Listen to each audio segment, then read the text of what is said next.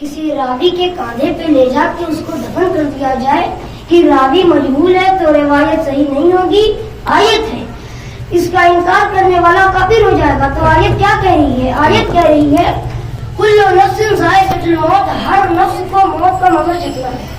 تو یہ آیت ہے نا، خالق موت و حیات کہہ رہا ہے موت کا مزہ چکھنا ہے۔ اب میں عالم اسلام سے ایک سوال کر رہا ہوں کہ قرآن پڑھنے والوں، قرآن پر ایمان رکھنے والوں، میرا سوال یہ ہے کہ مجھے قرآن کی آیت سے موت کا ذائقہ بتاؤ، مجھے قرآن کی آیت سے موت کا ذائقہ بتاؤ، اس لیے کہ قرآن کہہ رہا ہے موت میں مزہ ہے، قرآن کہہ رہا ہے موت میں مزہ ہے۔ تو اگر قرآن کافی ہے تو قرآن کی آیت سے ہمیں ذائقہ موت بتاؤ۔ لیکن انسان اتنا مجبور ہے، جسے چکنا ہے اس کا ذائقہ بھی نہیں معلوم، اسے نہیں پتا چلے گا، اور عالم اسلام میں اس وقت تک کوئی فرقہ بھی موت کا ذائقہ نہیں بتا سکتا جب تک کربلا نہ جائے۔ سبحان اللہ،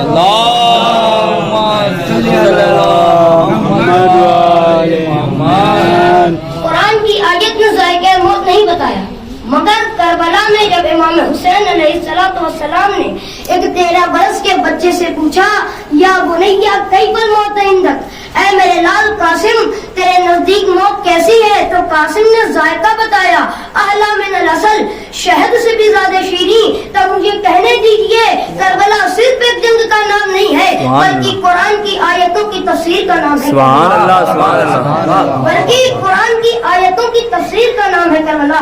جناب قاسم اعلان کر رہے ہیں احلی من العسل، شہد سے بھی زیادہ شیریں۔ امام حسین نے سوال کیا، یہاں تک بات بڑی آسانی سمجھ آ گئی، مگر اب جو بات ہے وہ ذرا سمجھنے کی ہے۔ مجھے یہ بتائیے کہ ذائقہ بتانے کا حق کس کو ہے؟ کس کو ہے ذائقہ بتانے کا حق؟ جس نے وہ شے چکھی ہو۔ بھئی یہ موت کا ذائقہ بتائے کون؟ اس لیے جو چکھ لے وہ بتانے کے قابل نہیں رہتا، اس لیے جو چکھ لے وہ بتانے کے قابل نہیں رہتا۔ قرآن کہہ رہا ہے موت میں مزہ ہے، اور وارث قرآن پوچھ رہا ہے تمہارے نزدیک موت کیسی ہے، اور بتانے والا جواب بھی دے رہا ہے، مگر انسان حیران ہے۔ اس لیے کسی شے کا ذائقہ بتانے کا حق اسے ہے جس نے وہ شے چکھی ہو، اور اگر چکھی نہ ہو اور ذائقہ بتائے تو اس کا ذائقہ نامعتبر۔ مجھے یہ بتائیے جناب قاسم کے جواب کو کوئی نامعتبر کہہ سکتا ہے؟ جو نامعتبر نسلیں ہوں گی وہی نامعتبر۔ سبحان اللہ، سبحان اللہ، اللہم صلی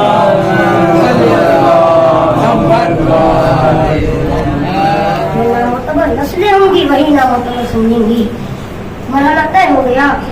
جناب قاسم نے بتایا، نواز رسول وارث قرآن نے پوچھا تمہارے نزدیک موت کیسی ہے، تو بتانے والا جو بتا رہا ہے اس پہ اعتبار کرنا پڑے گا، مگر یوں نہیں ہے انسان کے دل کہہ رہی ہے ذائقہ بتانے کا اسے ہے جس نے وہ شے چکھی ہو۔ تو پھر کس سے پوچھے جسے ذائقہ موت معلوم ہو؟ اے تاریخ، کیا تیرے پاس کوئی ایسا کردار ہے جس سے ہم موت کا ذائقہ معلوم کر سکیں؟ تو تاریخ آواز دے گی، آؤ آؤ ہم تمہیں 2 ایسی شخصیت دیں گے جس سے تم موت کا معتبر ذائقہ معلوم کر سکتے ہو۔ میں نے کہا وہ کون ہے؟ ایک وہ دلہن جسے فاطمہ کی دعاؤں نے زندہ کیا، ایک وہ جوان جسے علی کی ٹھوکر نے زندہ کیا۔ نعرہ حیدری، نعرہ صفدری، نعرہ سلوات، محمد والے محمد۔ وہ دلہن جسے فاطمہ کی دعاؤں نے زندہ کیا، اور ایک وہ جوان جسے علی کی ٹھوکر نے زندہ کیا۔ سلوات پڑھے محمد والے محمد۔ اللہم صلی علی محمد والے محمد۔ عزیزان ایمان، آیت قرآن کے دامن میں حافظ صحابہ کے صفوں میں میرا سوال یہ ہے کہ جب آیت حفظ تھی مطلب معلوم تھا اور یہ طے تھا کہ ذائقہ بتایا ہوگا اسی کا معتبر ہوگا جس نے وہ شے چکھی ہو، تو پھر صحابیات میں سے کسی نے جا کر اس دلہن سے کیوں نہیں پوچھا کہ تم بتاؤ موت کا ذائقہ کیا ہے؟ اس لیے کہ ہمیں قرآن کی آیت کی تفسیر کا مفہوم معلوم ہو جائے۔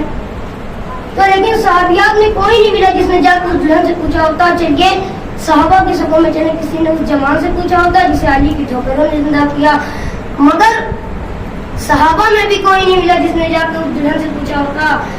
مرحلہ تفسیر قرآن کا تھا، سوال ذہنوں میں اٹھنا چاہیے تھا، اس لیے جو بتانے والا موجود ہے تو سوال کیوں نہ کیا گیا؟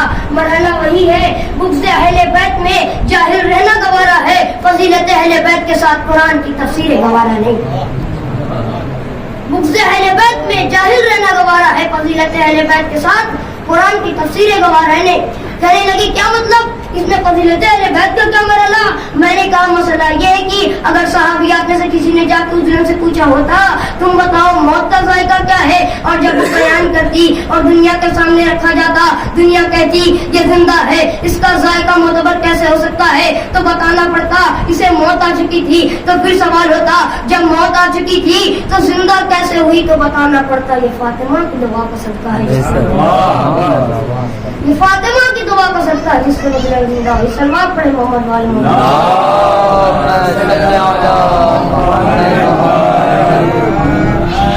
मैं आज जिस्माने तशय्युअ को ये पैगाम देना चाहता हूँ, जिस्माने तशय्युअ जरा सोचो, जिस मुर्दा को फातिमा दुआएं दे वो जिंदा हो जाए, और जिस जिंदा को फातिमा की दवा मिल रही है उसे कौन मारेगा? जिस जिंदा को फातिमा की दवा मिल रही है उसे कौन मारेगा? तो न उस दुल्हन से पूछा न उस जवान से पूछा, क्यों नहीं पूछते? मराला वही है, जब जवाब मिलेगा तो बताना पड़ेगा हम लेके गए थे अली का मजाक उड़ाने के लिए, लेकिन दुनिया को मालूम ही नहीं जो हुज्जत खुदा का मजाक बनाता है अल्लाह उसे मजाक बना देता है। सलवात पढ़े मोहम्मद वाले।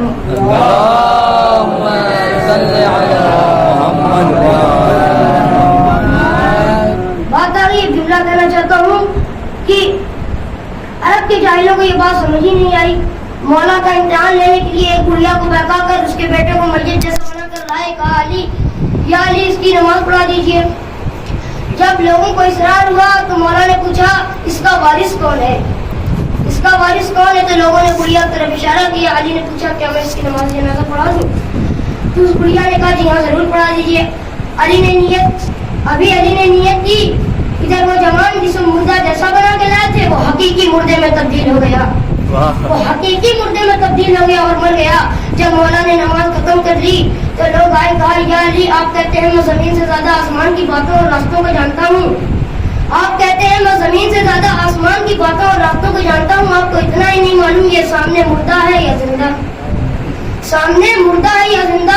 अली मुस्कुराए और कहा अगर इसकी जिंदगी का यकीन है तो पर्दा उठाकर देख लो, अगर इसकी जिंदगी का यकीन है तो पर्दा उठाकर देख लो, मालूम हो जाएगा। तो जब पर्दा उठा सब शहर उठाकर भाग गए। बुढ़िया मौला के पैरों से लिपट गई, कहा या अली जिंदा लाई थी जिंदा ले जाऊंगी, या अली जिंदा लाई थी जिंदा ले जाऊंगी। तो अली ने 2 रकात नमाज पढ़ी और उस मुर्दे से मुखातब होकर कहा कुम बिस्मिल्लाह, वो उठकर बैठ गया और जिंदा हो गया। सलवात पढ़े मोहम्मद वाले।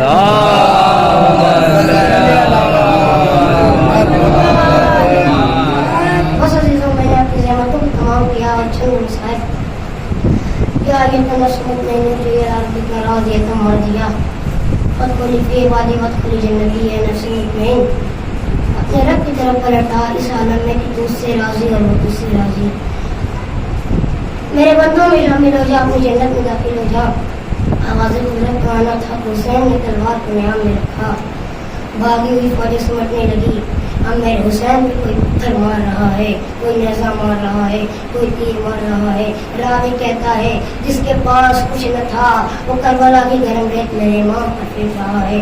अल्लाह कैसा दम था मेरे इमाम पर, ज़रा तसव्वुर कीजिए। इसी इस्लाम में इमाम हुसैन की पेशानी पे पत्थर लगा, चाहा कि अब्बा के दामन से पेशानी के खून को साफ कर लें, लेकिन जैसे ही पेशानी के खून को साफ करने के लिए झुके मुल्ला ने एक ऐसा तीर मारा जो मेरे हुसैन के सीने में दराया। हुसैन चाहते हैं कि सीने तीर से सीने को निकाल लें, लेकिन तीर को निकाल न सके। पुष्ट सीना से तीर निकला, खून का फव्वारा जारी हुआ, घोड़े पे संभल न सके, घोड़े की जीन से जमीन पर आए। ज़ियारत नाइया में इमाम हसन ने फरमाया सलाम उस लाश पर जिसका लाशा न जमीन न ज़ीन पर, जिसका लाशा न जमीन पर था न जीन पर। दशम में खंजर लिए आगे बढ़ रहा है। हुसैन के गले का कटना था, इस जमीन करबला को जलजला आ गया, सियासुल पानी चलने लगी, हाथी पे गई गुली, कद कद कद कुतिल हुसैन पे करबला, कद ज़ुबिह हुसैन पे करबला। इधर हुसैन के गले का कटना था कि बीवियों में कोहराम बर्पा हो गया। इमाम सज्जाद ने कहा कुफी अम्मा जरा खैमे का पर्दा हटाइए। वो जो खैमे का पर्दा हटा, देखा खैमे का पर्दा हटा, देखा वो आपका सदनों के नेज़ा भी बुलंद है। आवाज दी अस्सलामु अलैकुम या अबा अब्दुल्लाह, अस्सलामु अलैकुम या रसूलल्लाह, इन्ना लिल्लाहि व इन्ना इलैहि राजिऊन। اللهم عجل لوليك الفرج اللهم عجل لوليك الفرج اللهم عجل لوليك الفرج